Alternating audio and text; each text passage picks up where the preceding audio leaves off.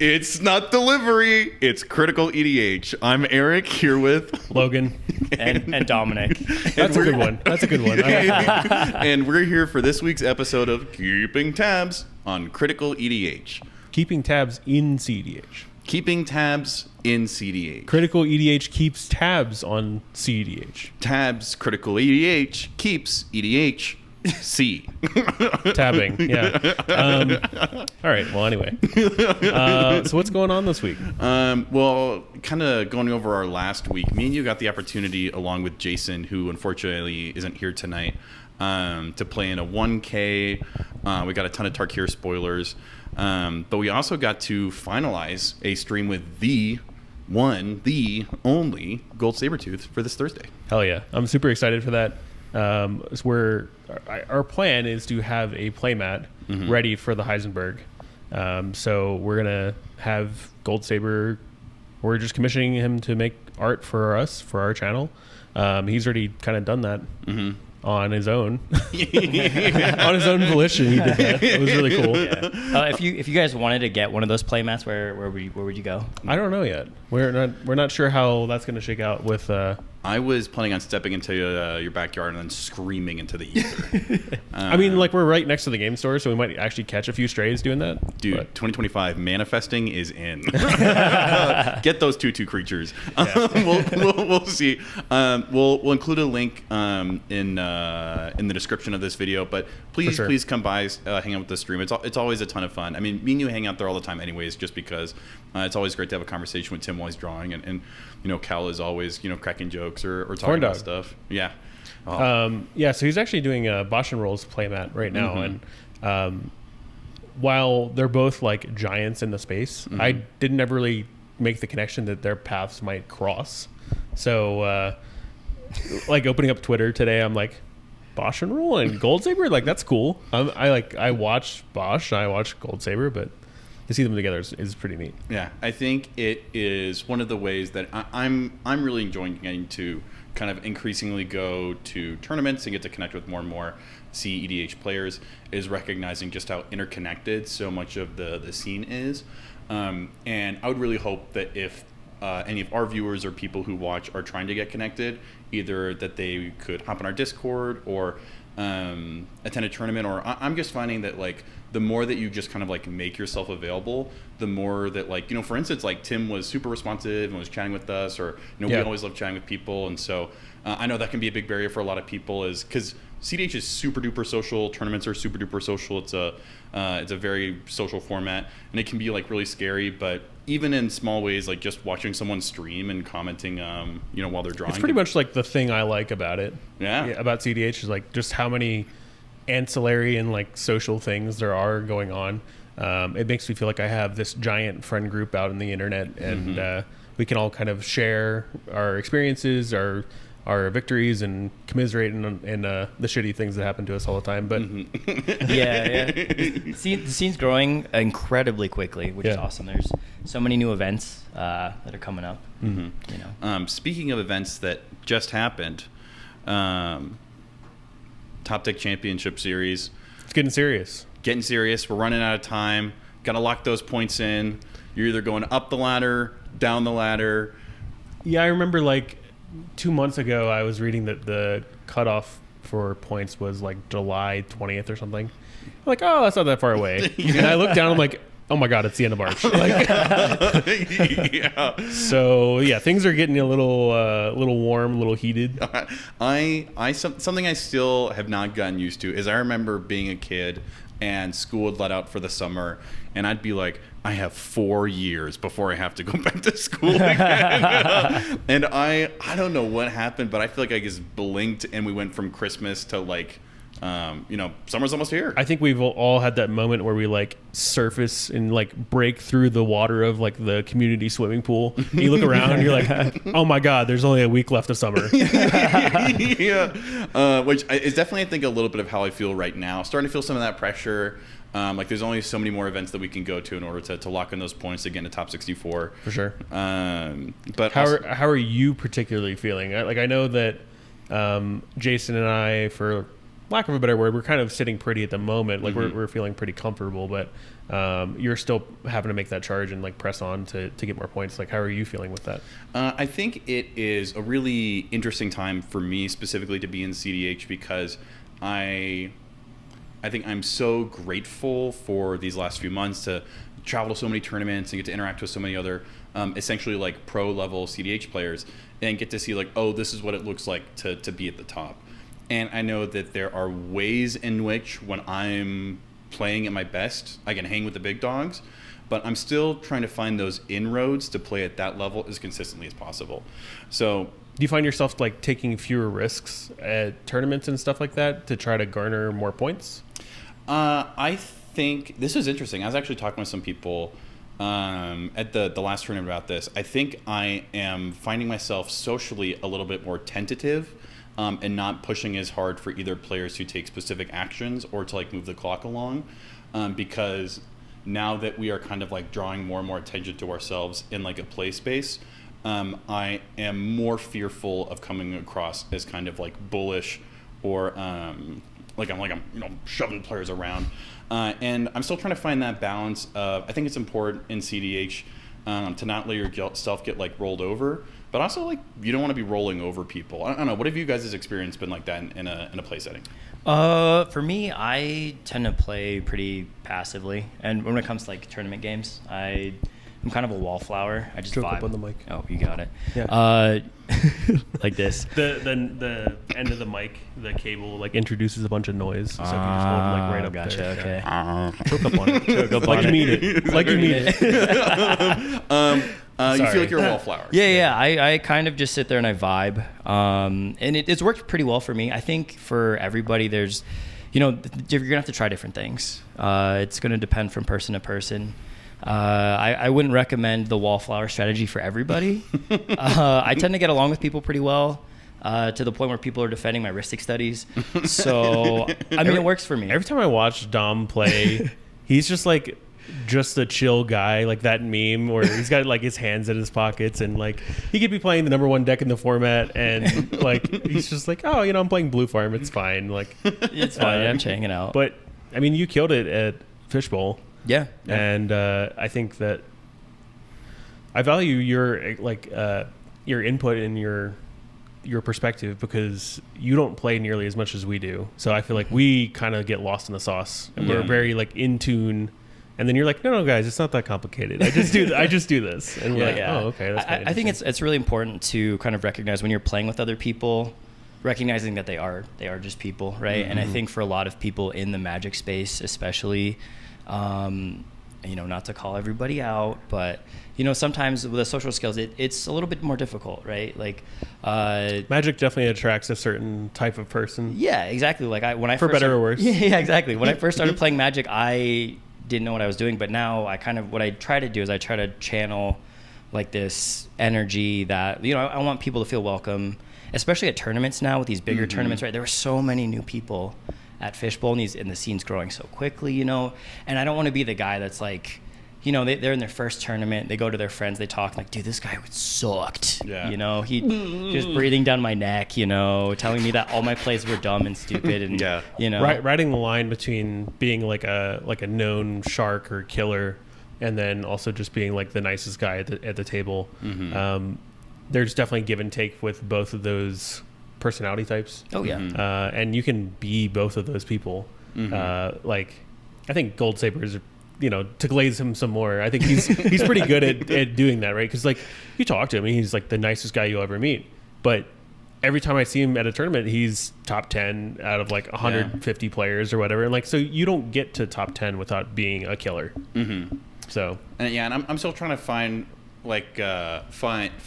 my way to kind of like fit in that space, because I think when I first started playing in tournaments, I didn't even like know what to say. I had this feeling of like, if I open my mouth, they're gonna know I'm an idiot, and I already know I'm an idiot. I don't need them to know that too. And so just kind of like picking up on the lingo or things, ways to like communicate like the way I see the board, or like things I think people should do. I think I am very proud of kind of like making movements in that space, but I think I still kind of lean towards that like we're all playing Magic together, it's a Saturday, And when I do have those moments of like, don't counter this, I will kill you. I think I have a really hard time like entering that space. And obviously you shouldn't be like excessively confrontational. Or I mean, something that's been talked about a lot in cEDH right now is how trying to find more avenues for judges to step into that kind of like aggressive politicking space to kind of rein those problem players back in. But still like interacting with people in a way that's friendly, that invites them into the tournament space, but also that moves me into the top 4 space. So what is your plan for the next like month or so? What things are you working on to get yourself into that sort of winner's mindset, winner's mentality to start converting those games to garnering the points you need to make the championship? I was actually talking with Jacob, our local Narset player, and I don't know if this is going to work for me, but something he suggested is just like talking less and putting win attempts on more.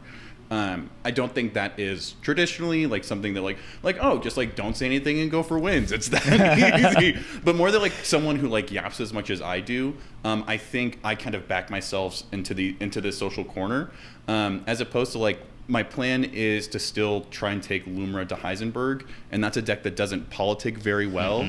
And so I really don't have time to like be yapping, because if I'm playing, I have to like, my only option is to like be dialed in on these really weird lines with fabled passage and like be going for 1 attempt. So we'll see. I'm in an online league right now and I'm 1-11-1. So I reserve the right to change my mind on that a week from now. But in short, TLDR, my goal is just to, instead of building decks around always being able to like interact with other people's boards, I'm going to try and start tweaking my decks a little bit, so that instead of stopping other people's wins, I can just try and make my own. Nice. Well, best of luck to you in that quest to become the greatest. Thank you. Yeah, and hopefully you and Jason, it seems like you guys are on a good path to stay locked in for the Invitational. I'm taking it easy, and we'll talk about that here in the next tab. But I'm kind of relaxing a little bit. Heck yeah, having fun. Yeah. Well, let's relax our way into the next tab. Enchanted Grounds, Littleton, 1K, March 2025. This was like awesome. I definitely did not put as much work into promoting this March event as I did the February event. February event, we had 41 or 42 people. We had the same freaking turnout for this one, and I didn't even badger people or at everyone on Discord and then have everyone mad at me because I pinged them, and I didn't even get to do that in this time, but we had a really good turnout for this one. It was awesome. All of the local killers are there, like Nolan, Jonah, Jason, us. We're not killers, but we're there. I had a ton of fun. I mean, it was great. Dom was there, and he wasn't even in the tournament. What was it, like round 2? You showed up and you were just walking around. I was like, I was just vibing, having a good time, doing my thing. Dude, what's that like? Because I for the most part have tried to like, if there's a tournament in the area, I'm going to it. So I haven't like spectated a tournament in a while. Well, I think for me, like, you guys have that hunger, right?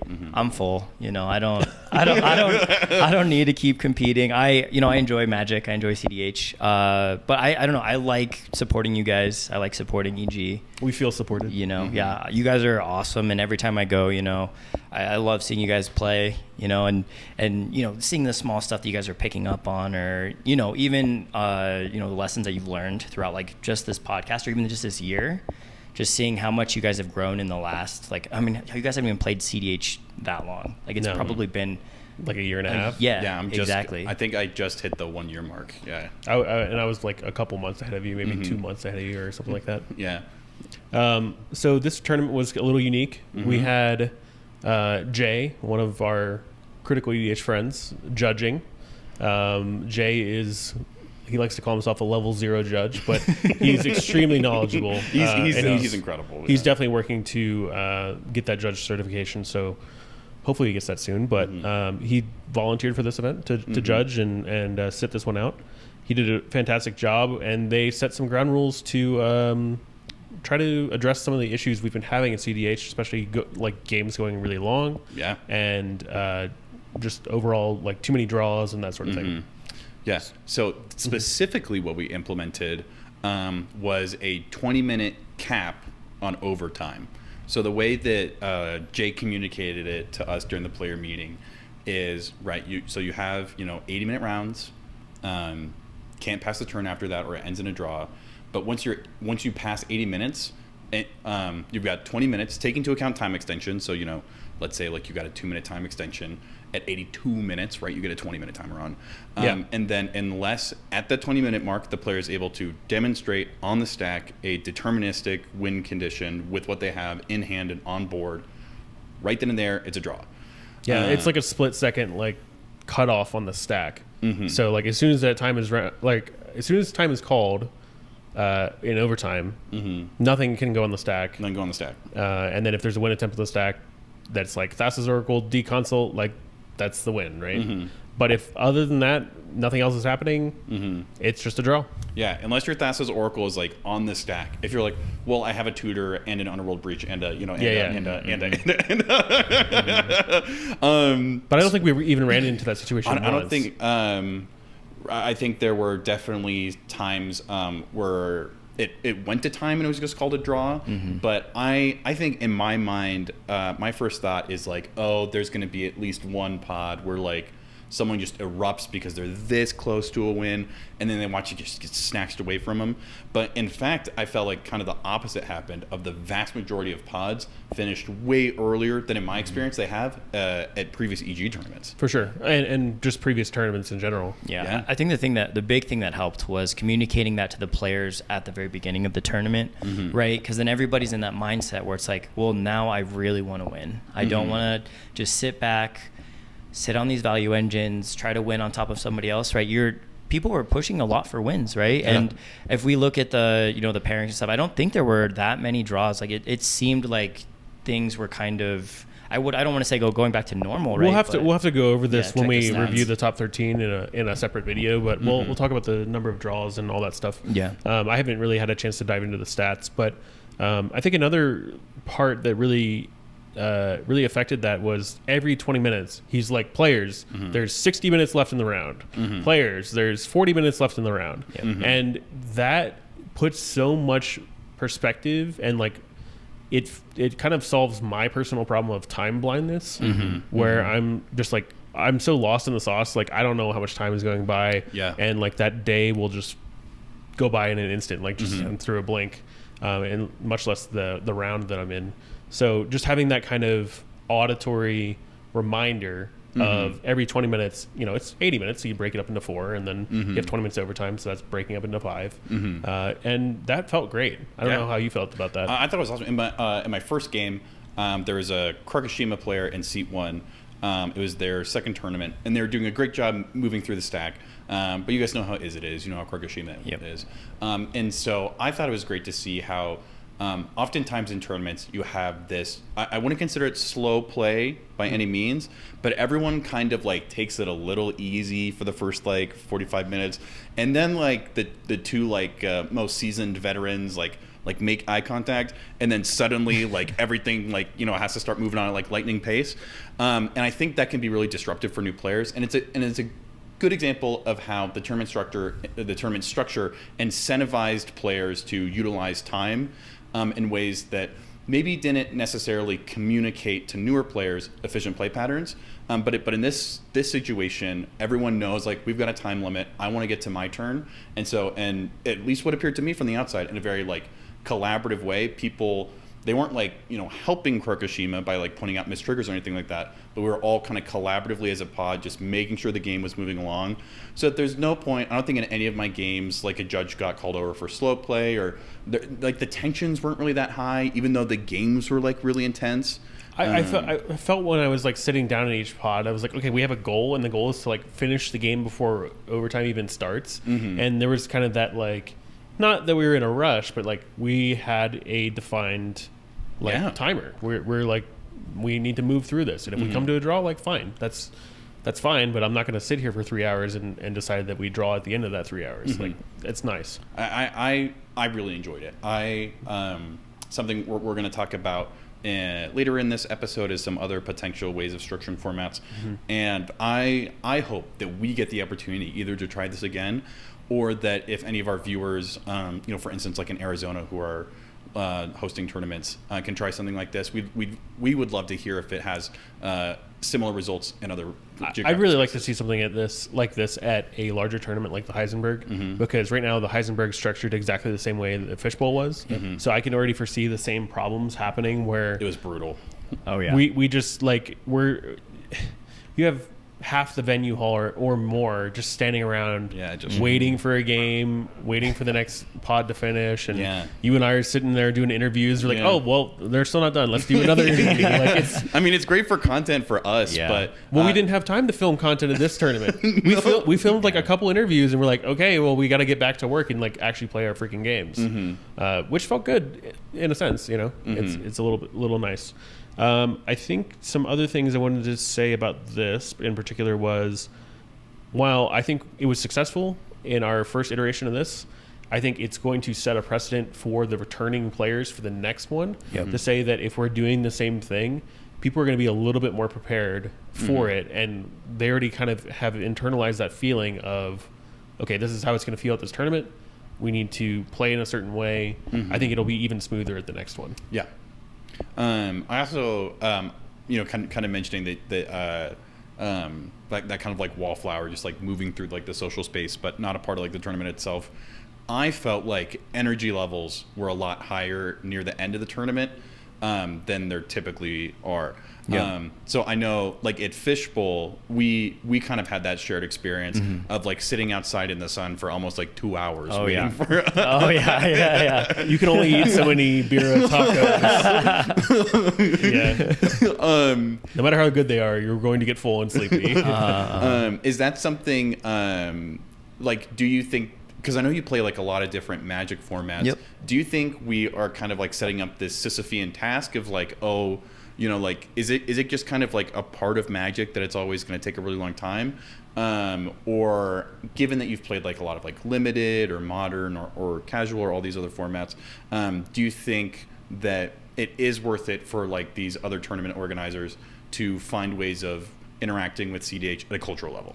I think it has to. It's absolutely necessary. It has to be addressed, right? Especially with the growth of cEDH right now. It's kind of at a tipping point, right? Like if this kind of draw meta keeps going, right, I can see that turning a lot of players off, and then all of a sudden the growth is stunted, right? But I also think, because cEDH is such a unique format, right? There's not as much yapping in 1v1, right? Like I'm not going to try to convince my opponent not to counter my spell. Please don't. Hey, don't counter this. Please don't. Yeah, we can be friends. I promise. Let's get the other guy. Let's be the judge. Exactly. There's no politicking, right?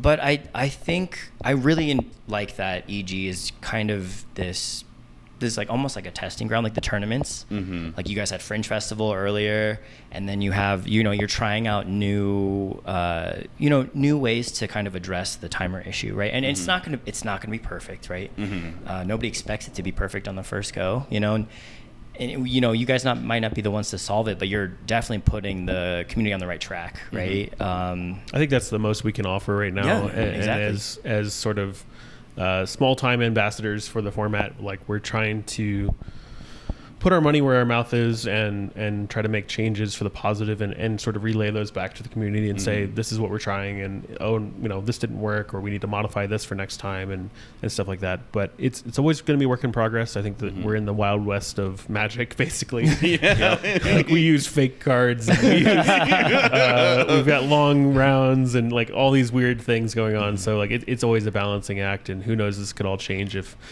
fucking Flash gets unbanned or something. Nobody's drawing anymore. We don't. This is last week's conversation or whatever. But so it should be interesting moving forward. I did want to talk about the just really quick. Like, I know we've already been on this for a little bit. I want to talk about like what we all played and stuff like that. So Jason played Kinnan and did pretty well. I think he got 5th. Yep. And he maintained his overall rank of 8 in the ELO boards. He went up insane. 1 ELO point from 1897 to 1898. Oh, how is he ever going to recover? Yeah, right. Oh no. This tournament was cut to top 13.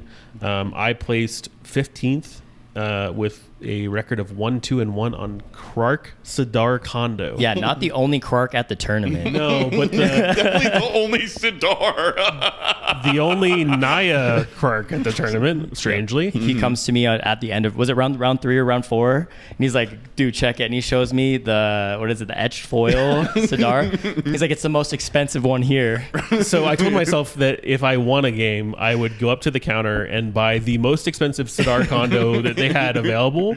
And I won round 3 pretty handily. I felt really good about the deck. Okay. Actually, the deck felt great the entire day. But I won round 3, went up to the counter. I said, okay, I need a copy of Sidar Kondo of Jabara or whatever. And Lynn said, like, what is that? And I was like, don't read it. It doesn't matter. It doesn't do anything. And then Lynn came back and she's like, I found the most expensive version, and like slams down a foil etched. I was like, wow, this is like really nice. So, like I'm like getting a $10 bill out, and she's like, it's $1.02. So yeah. Anyway, Krark I felt good. I went from rank 74 on the ELO, 1750 to 83, down to 1744. And how did you do? I went 0-1 and 3. Okay. Yeah, so a lot of draws. Yeah, it's still a lot of draws. What are you playing? I was playing Rogthras. I was talking about my wife about this. I'm very very privileged that my wife always watches Top Deck, and so like if one night at a level 7 tournament. I drew a game like almost like 50 minutes over time, and she texted me like, "Oh my god, it must have been so hard to get a draw that late." And I was like, "What?"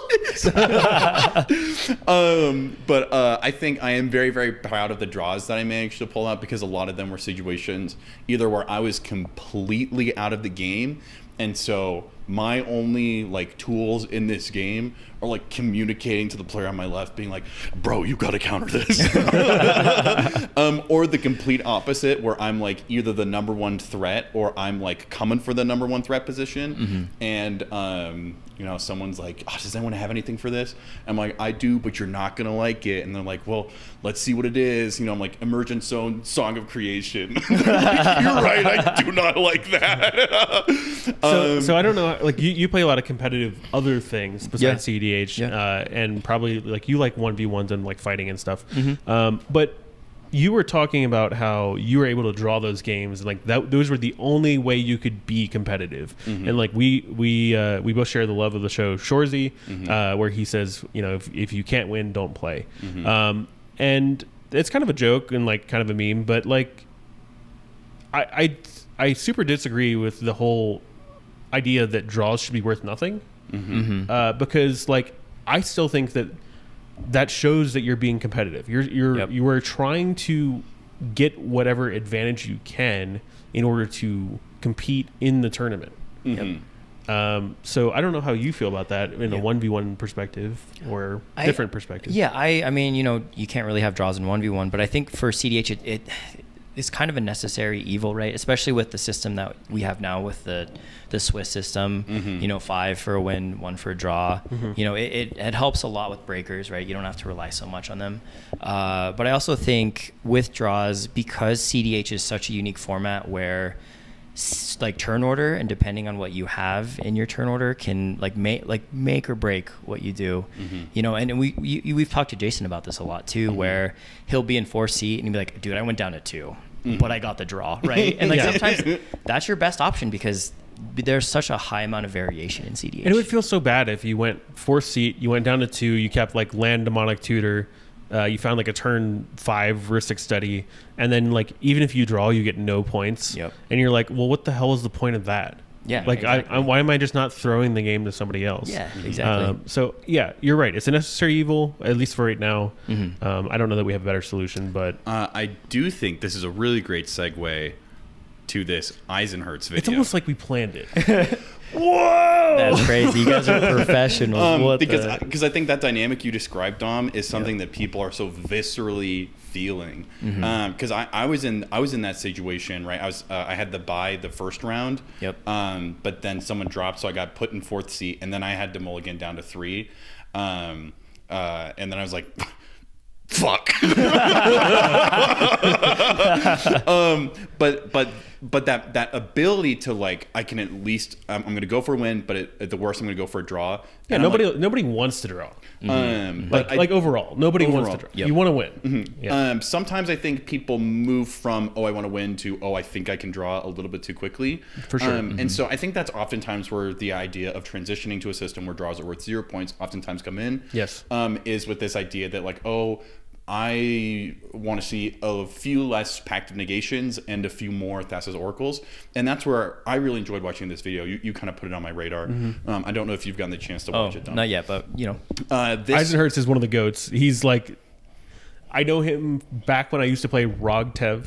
He played, really? yeah, he played, or I guess still does. He plays like Turbo Rog Tev, super like Adnaz stuff. And then also he's very prolific in the Urza brewing space. Oh, heck yeah. So he's kind of like the Polly Kraken, I think, guy. Oh, that's him. Oh, that's super cool. I could be wrong, but I'm not like as much into Urza as I am in the Rog Tev, so I'm not sure about that. But this kind of like thumbnail that we have from his video, though, I think kind of encapsulated a lot. I would highly encourage people to watch the whole video, but this is near the end where he's encapsulating the 3 different systems, or at least that we primarily have Top popularly deck, available. and then Hareruya, God of and Commander. then the German modified points wager system. So for those who may not be as familiar with the German modified point system, Well, start with the 5-1-0 that we're on right now. So that's- 5 points for a win, 1 point for a draw, 0 points for loss. that is the status quo if you're playing stateside cEDH. Top deck system. Then we have the kind of God of Commander system, which I think because of some channels like Lamora's that is really good about evaluating top 16s from like overseas tournaments, as well as Top Deck recently allowing for this to be done, has kind of been popularized. It's the idea that everyone comes in and there's this pool of points at the pod, and if someone wins, they get 7% of everybody's Yeah, points. so I think the way it technically works is that each player starts with 1,000 points. Yep. And then at the beginning of the game, you wager 7% of your current points into a pool. And then whoever wins that wager. Yeah, they just take the pot. And then if you draw, like, just everyone loses 7%. Everyone loses everything that they wagered. And so it severely disincentivizes draws, as well as it kind of creates this natural like swing dynamic where it allows if someone who's really low on points beats someone who's really high on points, right? Their 7% is worth more. Yep. And then you have this Real quick, the also important thing about this is that every Swiss round is randomly paired instead of weighted pairings. So you will get matched up against people that are doing better than you at the tournament. So that's where that comes in, where you can kind of leapfrog people or try to catch back up if you get, like, say you're doing you're like 2 wins, right? And I'm 0-2, and I get paired with you in round 3, and I sneak out a win. I'm taking a huge chunk of points from not only you but the other 2 players at the table at the time. Yeah, depending on who I played against when I got those 2 wins, your win could very likely be worth way more than my 2 wins, which I think even just the conceptualization of that, I think hopefully generates an image for our viewers of why there are a lot of pros and a lot of cons that are very different than the current system that we're in. For sure. I think most people, most of the personalities who have kind of like compared these two, never really put one over the other because they're just so different. Right. And then we have this third one, which was kind of new to me. I hadn't heard about this one a lot. I haven't heard about it really much either, but I think the gist of it is that they've made some modifications to the point wager system to account for like variances and just seeding is a big one. Yeah. So first and second seed. Oh, right. They're going to be wagering slightly more. You know, Eisenherz, he doesn't use like specific numbers, but we can say, you know, they're putting 8% of their points on the line, and someone who's in third and fourth seat is only putting 6% of their points on the line. Yeah. And so it tries to account for the higher win rate in seats 1 and 2, and then the lower win rate in seats 3 and 4. Because seat 4 is what, like 17%. Yeah. Yep. It's abysmal. And so trying to find a way from a tournament organizational level, right, like 5,000 feet up, of addressing this statistical reality. But as we were talking about earlier with how, you know, we're trying to like put time limits on rounds, we're both interacting with like numbers, right? Someone's in an Excel spreadsheet typing all this stuff in.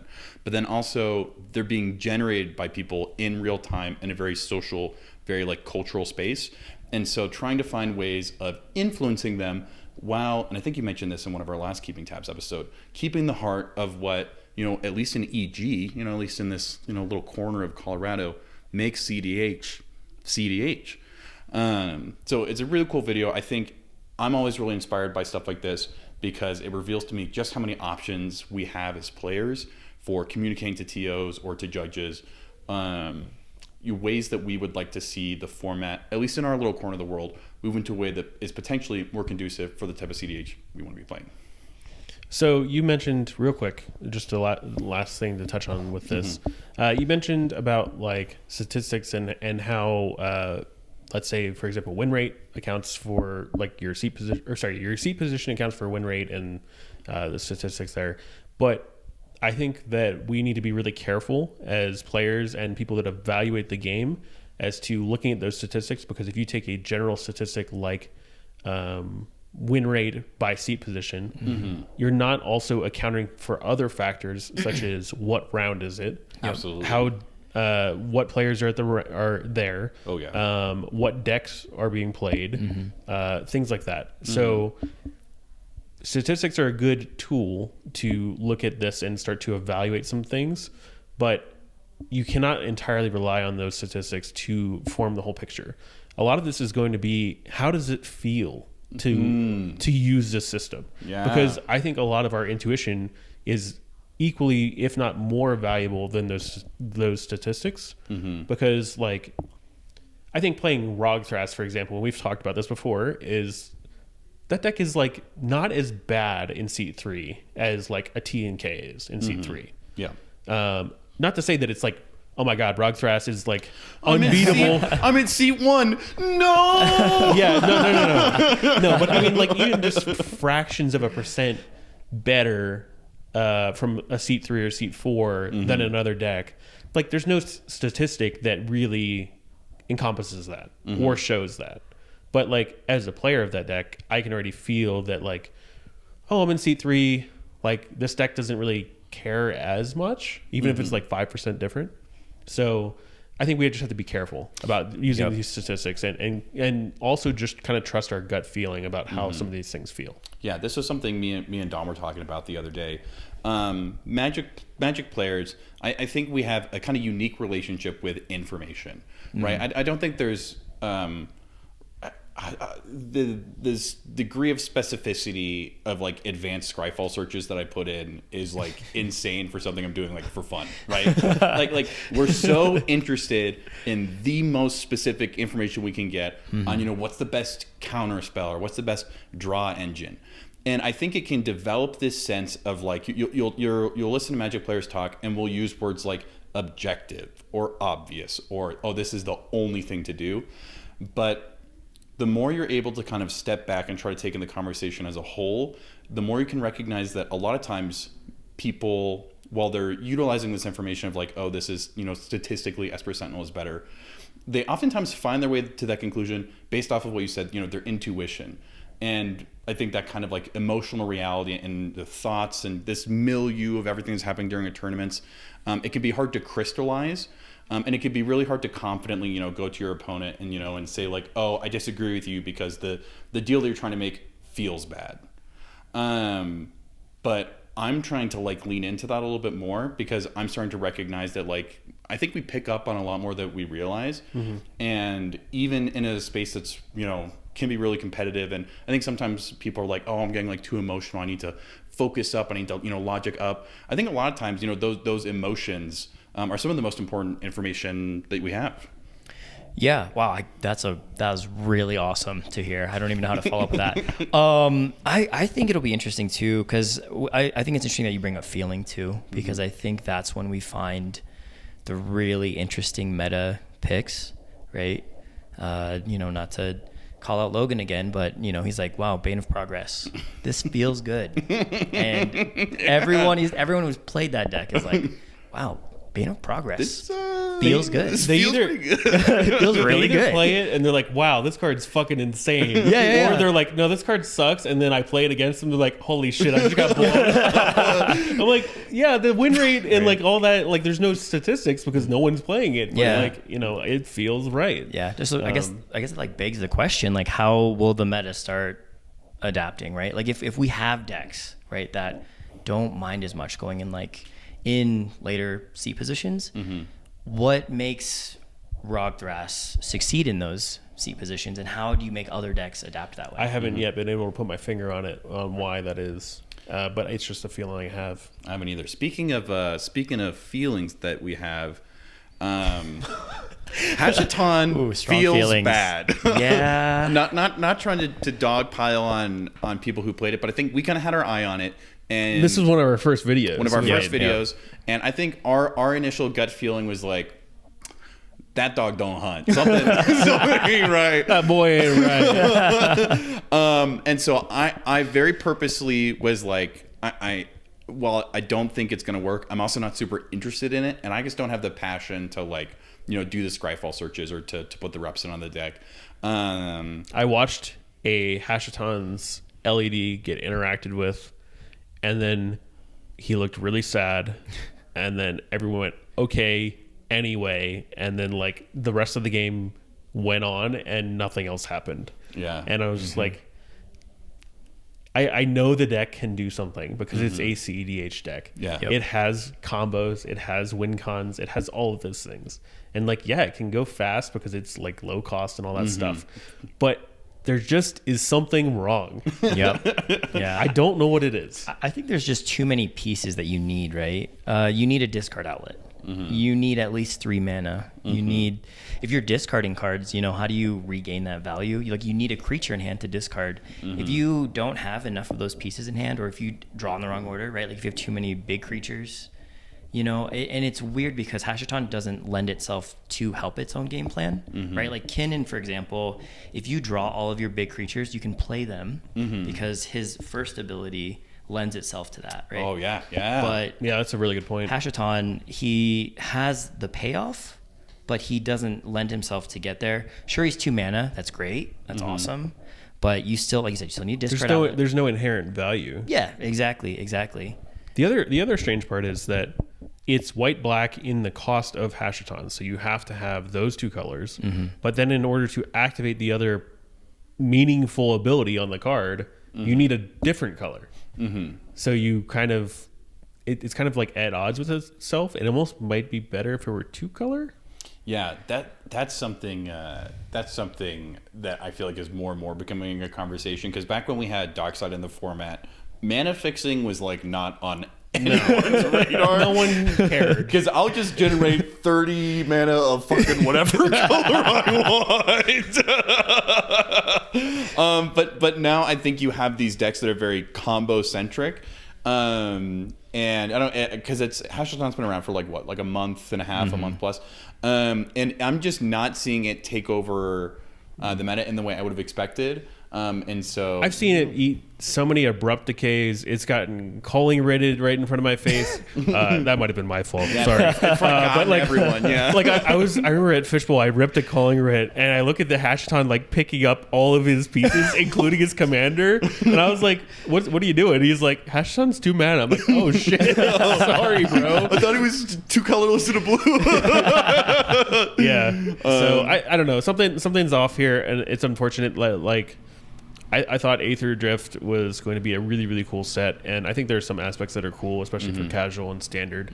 But for cEDH, man, it's just not it. Yeah. It does seem like kind of moving to our next tab. Tarkir has some gas in a way that I would have expected Aether Drift to have, being vehicle based. Oh god. So right now we've got all the legendary creatures pulled up. I don't know if this is the best showcase. Well, yeah, they're in alphabetical order, so yeah, there's definitely gonna be some weird ones that we need to they'll read out here. But there are so many cards on the uncommon level that I cannot wait to start slotting into decks. I am super excited about this. Yeah, we got 2 staples already. Yeah. What's up with that?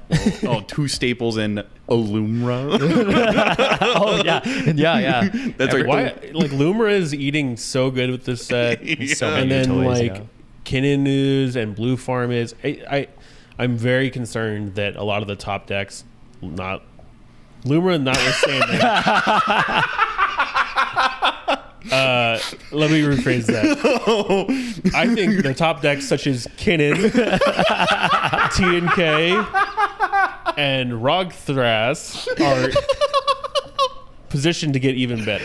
Yeah. Oh, But yeah. I am very concerned that a lot of the decks that are hovering around the 5 to 10, like top 5 to top 10, Yep. are not getting tools that will make them better. So I'm afraid that those top 3 decks are going to be even just farther away. Yep. Yeah, I mean, do we want to talk about the legendary creatures, or are we going to talk about the really broken cards? We talked a little bit about Voice of Victory. And we did see on Saturday that that new blue copy creature got us. Well, the one that from your graveyard you can exile it to put a +1/+1 counter on one of your creatures, and then all of your creatures become a copy of that creature. I was more interested in, I think, all the interest I think in Aether Jets was primarily around commanders. Yep. Have you guys kind of heard any hubbub, any scuttlebutt around potential commanders from? I haven't heard much. I think There was one that you were eyeing, right, Logan? I don't remember. I don't think so. Do any of them say draw cards? It's probably decent. you've got this fun one here that when it enters, right, you can exile stuff. You've also got this one that, like, I saw so many posts on Twitter of people linking this guy with like OBM right next to it. Yeah, but like, don't you just draw into a flash enabler and then just win, Potentially. right? Because like once it's targeted over and over again, right? You draw a card and then another OBM trigger goes on the stack. You draw a card. Can't you respond to that OBM trigger that's going on the stack with this, and then you go, cool, now I have my flash enabler, and then I just win? I think so. I mean, it just doesn't seem worth targeting. In my mind, right, like this, hang on, this, this is just a very long way of saying hexproof. Yeah. Right? Or like ward, opponent draws a card. I think notably too, the decks that probably want to run it, like I mean, a deck that would want to run it is like Kinnan, right? Decks that get blown up by OBM. Ooh. Can't. It's Yeah, human. exactly. It's a human. It's a human. I was just gonna say that, because you can't flip into this. You know, I know that Memo. You know Memo, Coach Memo from Germany. Oh yeah. Big Najila player. He was talking about this on Twitter, and he's like, "Warrior Najila card." Okay, no, I actually see that being pretty gas in Ninja. but yeah, I don't know. Seems a little odd. It definitely seems a little odd, but I think this is more the capacity that Tarkir seems to be catching the eye of CEDH players, is these cards that are either replacement pieces for pre-existing combos, or that one more copy effect that you're looking for, you know, that one more draw engine that you need. And so I'm really excited to see. I have the expectation that the CEDH community is going to be able to delve much more richly from the card pool of Tarkir. I see what you did there. Little Tarkir keyword. So I've noticed this pattern with the past couple of sets where the hype spoilers with like Hashaton, for example, that was spoiled, and then immediately people were like brewing it like, oh, this thing seems sick, like there's so many different combos and cool things you can do and stuff like that, but like that kind of fizzled out into like nothing. And then now the impactful cards from those sets are ones that people were like didn't pick up on initially. I think the same thing's going to happen with this set, where it's like so. I'm not really falling into the hype. Like, yeah, the Voice of Victory and stuff like that are strong, but for sure, I'm waiting to see what comes in the next like weeks after the set's spoiled or the set comes out. Basically. Like, what is going to be the Tarkir version of like Thunder Trap Trainer? Because nobody cared about Thunder Trap Trainer until Pigeon takes it to Fishbowl, and suddenly I can't buy one anywhere. You were driving around one day, and like I'm at work, and you're like, bro, I went to Mythic, I went to Enchanted Grounds. I don't know where else to go. There's not one anywhere. Like I called this other store, they don't have one either. It's so funny. I'm about to go to Aurora for a malevolent rumble, bro. Please check your basement. And so I agree with you. I think you've got some cards, like Voice of Victory. I think is pretty similar to like Valley Flood Caller, where I think it reads as like important. But I also, just based off the sheer utility, because so many of the commander decks are built around these 3-color wedges, I think that we're going to find ourselves in situations where we need something to not just have the efficacy and the utility of being like a good effect at a cheap cost, but also the maneuverability of being able to perform multiple functions within a deck. Like Thundertrap Trainer. Why is it so good? Speaking of cards that are coming out, what about things coming out of the ban list? Ooh. Well, let me go to our next tab. So there has been, speaking of scuttlebutt, ever since Gavin Verhey, old GV, was talking about the bracket system, they also mentioned that they will not be banning any additional cards. At least for this round of announcements. At least for the round of announcements. But they are entertaining the idea of unbanning some things. I think there's no... I don't know. I'll keep it... Oh, man. Go ahead. This is going to be some You have hot... opinions on It's going to be this. some hot takes. Speculate with me, Dom. Oh, number one, prime time. Yes! Let me out. Let him out. I love prime time. I mean, people are speculating on things like Fastbond being unbanned. There's no way. That's way too powerful.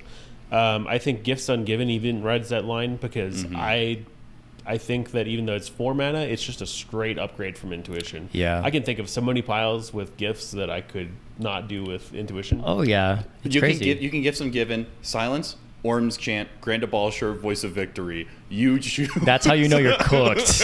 Oh, no. Hey, guys, give me one of these. Come on. You can throw, like, Savins in there somewhere. Yeah. Oh, man. Coalition Victory. I think I was like, oh, that's maybe like low hanging fruit. I think, but especially since they just released that new, essentially Dragon Coalition Victory, I think it would make a lot of sense for them to indicate. I think it would communicate from WotC that from a design perspective, they are also looking to keep cEDH in rhythm, in step with where the format and like the development of the game is. Yep. Yeah. There's no incentive for WotC to unban things like Ancestral Recall. They're not printing it again. It's already legal in the formats where it needs to be played. But I think things like just like maybe old, like the other braids, like could probably go. The other braids. What about? I'm sure many of our viewers might be thinking of, I don't know, just to name a random set of 4 cards: Mana Crypt, Jeweled Lotus, Nadu, Dockside. You think any of those come off? Not the creatures. Not the creatures. No, as much as I want. There's no way Nadu can come back. No. I want it so bad. I want Nadu more than I want Fastbond. I'm just happy that it lived through the Nadu era. Like playing through it, like. I will always cherish that part, but you got to live your Simic I think dream. the rocks. I think the rocks could definitely come back. I don't see a reason not to. Yeah, I agree. Because those are always just, in my opinion, there was always just part of like the Rule Zero conversation, right? Well, just throw them on the Game Changers list now, and then we're good, right? Exactly. Because I mean, if you're running a 4, or is it 3? Whatever, 4. I don't know. I don't give a shit about the bracket system. Yeah, everybody, baby. Everybody's a 3 now. So like everybody's 5 is a 3. cEDH. 4 is that's what it is. Yeah, high power. High power. Yep. So like cEDH wannabes, and then 3 is like the highest. Essentially, I would consider as someone who doesn't play casual, and I would enjoy the highest normie difficulty. The highest normie difficulty, because from what I've heard of people attending cons. You have like in the command zone, all these commander players having tons of fun, except for the people at the 4 table. You signed up for this. It seems to be the consensus. Go play cEDH.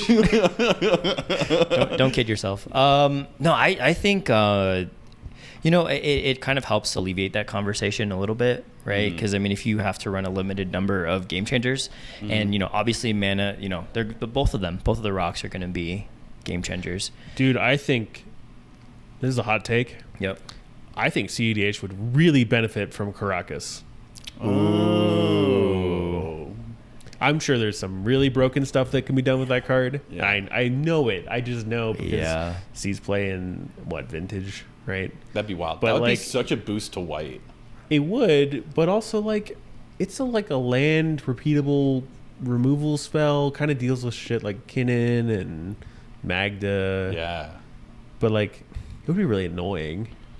I think as a cEDH player, I am both grateful for the brackets in terms of it's one of the few times I've heard Wizards of the Coast like even say the word cEDH out loud, right? So Yeah. I think that in and of itself Yeah, is valuable. for sure. But also exactly what Dom was saying. While I don't play casual anymore because I'm profoundly uninterested in it, a huge part of that came from a play experience that I think a lot of people can share of just getting absolutely blindsided by someone just being like, "Oh, I'm just going to test this random thing." Yeah, I don't rock, want that rock. I don't want that to happen to casual players. But, Yeah. But I think the yeah. bracket system takes some of that pressure off, and so I hope that now, as a community, we are able to kind of re-engage with some of these powerful cards that historically were too powerful to be trusted in the entirety of the format. And now we have things where if you put it in your Moxfield list, even Moxfield, a website, is like alarm.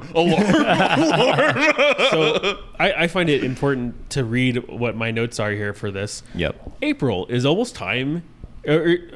Excuse me. April is almost here. It's time for unbans. Bullet point. Jason. Primetime. Coalition victory. Rofellos. Parentheses. Spicy.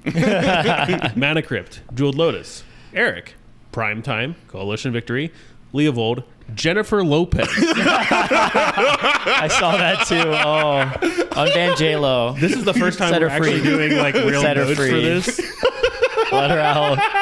Thanks, You're guys. gonna read that out loud. Yeah, J-Lo. J-Lo. Like J-Lo's normal, but jeez. I mean, it's literally designed for the Commander format. It says Commander on the card. They have to give it back. Like, come on. You're banning it in the only format in which it's legal. Yeah. I can be trusted. Come on. Can be trusted. I need to cast Rograg. Please. All right. Well, I think that's enough of speculation for now, but we'll keep an eye on it for sure, and hopefully you'll hear from us in the next weekly or whenever that is. Moving from speculation into certainty, Heisenberg is coming up. This is a tab that we used from last week just to illustrate the very cool playmat that's going to be there, drawn by a local We also artist. realized that it was dockside. Yeah, like, speaking of, I had no in idea. the video, it was. We're so smart. Yeah, it literally wasn't until Jason said. Even when he said it, I was like, "There's no way." He's like, it's dockside. And we're like, what? And he's like, it's dockside. I'm like, looking at it. Super exciting. I think we've been talking up a lot. Me and you are planning on going. A bunch of people from the Denver scene. We're as trying to well. convince Dom to go, Trying to too. get Dom to go. That's as not well. important. Super exciting. If you haven't signed up for it yet, make sure you Make go sure you do, register. because it's going to sell out. Oh yeah. Yeah. Yeah. You always think you have more time to register for these things than you actually do. I think From the Vault tournament was a great example of. I feel like I was looking and I was like, oh, there's 75 slots. I've got time, and I feel like I blinked. Had this coming out of the pool moment, and then I'm like, oh, I'm 80th on the wait list. Yeah. It's because we're all procrastinators, right? We're really good at it. Hey, and that's part of what, if you watch our videos, our weekly videos, we can help keep you on track and remind you of the tournaments that you should be going to. And one of them is the Heisenberg. This one definitely seems like it's going to be a lot of fun. I think Comedian just kind of like. Did he confirm? He confirmed that he was going. Nice. We can get him to play OBM-less Corvold again. Wouldn't force that on my worst enemy. But yeah, so I think I want to talk about our plans for Heisenberg a little bit and kind of give our viewers a little bit of insight into that. We're planning on road tripping from here down there with our group, and I think there's honestly probably 12 people now between us and the MTG Basics crew that are going, and our wives and ancillary people to us that are maybe not playing Magic, but they just want to go for the trip. And then I think from a critical EDH perspective, we're gonna get a booth and set up, and hopefully have some play mats and stickers and whatever, and also just do interviews like we did at Fishbowl, and try to provide a bit more solid coverage, because we can travel with our camera gear instead of bringing a webcam. Yeah. So that'll be really nice. Yeah, something that I would highly encourage people is, I'm sure a lot of people are like, I don't feel like traveling. I'm sure it's really expensive. I guarantee you there is either someone at your game shop or someone, within like an hour drive who is also planning on going.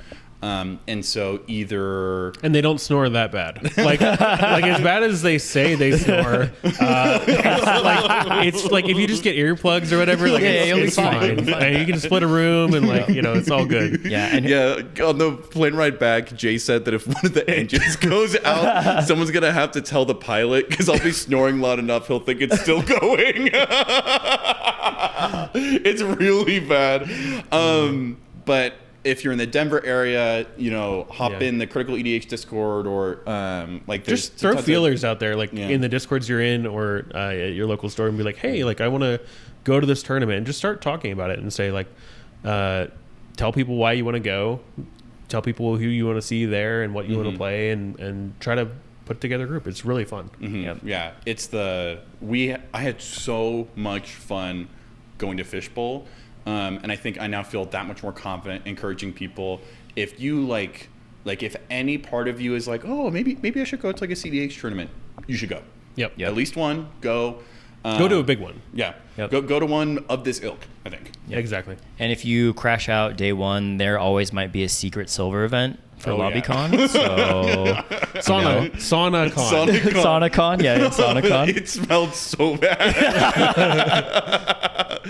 Wait, I gotta tell a quick story about that. So day one of LobbyCon, which is a Friday, the tournament was on Saturday. We get there Thursday night. We wake up Friday, have breakfast, whatever. This is at Fishbowl, and we're sitting directly in front of the air conditioner, and no one else is there, right?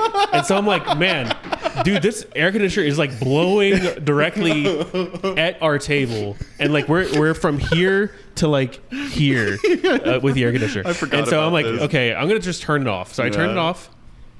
We go about our day. Yeah. We come back Friday night. We're in there God, why is it so fucking hot in here? And I walk over. I was like, what fucking idiot turned the air conditioner off? It was me. I forgot about that. Me and you played multiple games, and we were talking to each other like, why is it so hot as balls? And then someone turned it on. By that time, there were 60 people in the room. Oh yeah, I filled up quick. I forgot about that. That's hilarious. Well, anyway, don't do that. Yeah, leaving our impact on the cEDH community. Speaking of people who are trying to make an impact on the community, Blight Club is putting out an Only Flubs event up in Fort Collins this upcoming weekend. Yeah, and I think we're gonna go. Heck yeah. Tentatively. More than tentatively, we're gonna go. But I don't think we're playing, right? No, I don't think so. I think we are still trying to figure out the balance of how to cover events and play in them, right? Because we've had the experience of at that one EG tournament, I was crashing out of rounds so fast. I guess I had so much time to do interviews. Or at Fishbowl, right, there were just these massive hour-and-a-half breaks. But at this last EG tournament, at a well-run tournament, the type of a tournament I would expect the Blight Club to run. It was a tight ship. It was super fast. Yeah. If everybody's playing flubs too, they're not interacting with each other. Ships passing in the night, Everyone's staring at different corners of the room. So I love flubs, and I think the commander's super fun, and I think the whole idea is super fun and awesome. But for me personally, there's no top deck points. Also, I cannot be trusted to play this in a manner which would be fun for the other players at the pod, because I would definitely bring like Arcane Laboratory and Null Rod and like just hard stacks flubs, because none of them run removal at all. I've been I was playing with the guy, Light. If you see me at a Only Flubs event, come say hi. He literally just put Thrasios in the 99, took Rograk out, and put Flubs in the command zone. Oh yeah, let's do it. Wait, isn't Rograk in the deck already? I think so. Yeah. There's Yeah, a couple Rograk's in the deck. He's in the deck. It turns on Mox Ambered, bro. Yeah. Oh my God, he does. And, now I'm thinking I was playing against him and he played a Roost, so he may have made a couple of other changes. But I do think it's funny to me that there's so many different ways to play the Teamer Shell. Guys, I can play Song of Creation in the command zone. It's already in my Rog Thras deck. No way. Yeah. No, I could see that. Well, either way, regardless of how you build Flubs, if sure. you are traveling from out of town to this tournament, if you see me and Logan there, we want to talk to you. We're always interested in learning what other CDH scenes are like, as well as how we can kind of help the Denver scene kind of move along. And I will bring definitely normal, definitely not equally unhinged CDH decks with me. He will bring a deck with the most expensive version of Sidar. Yeah, it would be fun to catch some other non-Flubs games for sure. I'm sure we're going to be. I'm sure that I can guarantee you that there are going to be people who between rounds want to play anything other than Flubs. Yeah. I think Comedian's going, right? Mm-hmm. Is there any other notables that are going? I mean, obviously us. Well, yeah, sure. I don't know. Maybe we'll release some details in the description of that. But I am looking forward to this. It will be a nice break from tournament grinding and getting to just interact with the community quite a bit and support these guys. The Blight Club is they're a really good force for good in the community. So yeah, for sure. Hell yeah. This is the last tab, so kind of turning the corner and closing out the episode. We mentioned that we've done a bunch of different types of kind of like content at tournaments. If there's been any specific content that our audience has really enjoyed, be sure to hit us in the comments, because we want to be making stuff that you guys want to watch. Thank you, Dom, for coming and joining us for this episode. Thanks for having me. We'll have to bring you either back on another episode, or at the very least bring you to Heisenberg. Just kidnap me. There is one thing we forgot as far as items and things in our notes. SCG Con Denver is coming up. Yep, that needs to be week before Heisenberg. Yep. Is that 2 weeks from now? Yeah, it's coming up really fast. Oh boy, we need like a calendar. That's what I think we're gonna do in the next video. I'm gonna actually have like a legit calendar and be like, here. Yep. Shout outs to your sponsor. Yeah. So Sponsor EGH. Enchanted Grounds is sponsoring a few of us, and especially the winner of the Enchanted Grounds tournament, Jonah, who's from MTG Basics. Check out their channel. To go to SCG Con Denver and sort of represent our scene there. So I was not personally planning on playing because it's non-proxy only, and I think that there's God, I have a lot of opinions about that. Not for this video, but I think, I would rather play against people's minds, not their wallet. But despite that, if someone's going to sort of pave the way for me to go, shoot, I'll go. So yeah. And I think kind of going back to that conversation about I'm not quite sure if I want to travel to Heisenberg. I think that just started with us talking to Jeff, saying you guys used to sponsor players. Would you guys be interested in doing that again? And he was kind of like, "Oh, I didn't know you could do that for CEDH." Yeah, for sure. You have to we built what we're doing in the channel from the ground up. We built our community from the ground up. Our store owner was not even aware of cEDH. He's aware of Commander and how how popular it is through selling precons and just the Commander players at the store. But he really wasn't aware of cEDH, and now it's that's the hot topic in Denver. That's the hot topic around stuff that's going on in Magic across the U.S. and other places too. So if you are at home and you're starting a fledgling little scene, put in the work, because you will get rewarded for it. Yeah, well, I'm super happy to be a part of the Denver CEDH scene. I'm super happy to be a part of the kind of like online community. Absolutely. And I'm super happy that all of you guys are a part of it as well. Thank you for kind of staying this long in the video. We continue to find new things to yap about. Yeah, really just jump over the moon time limit. So thank you guys for watching. And I guess we'll see you guys next time. Yep, sounds good. See ya.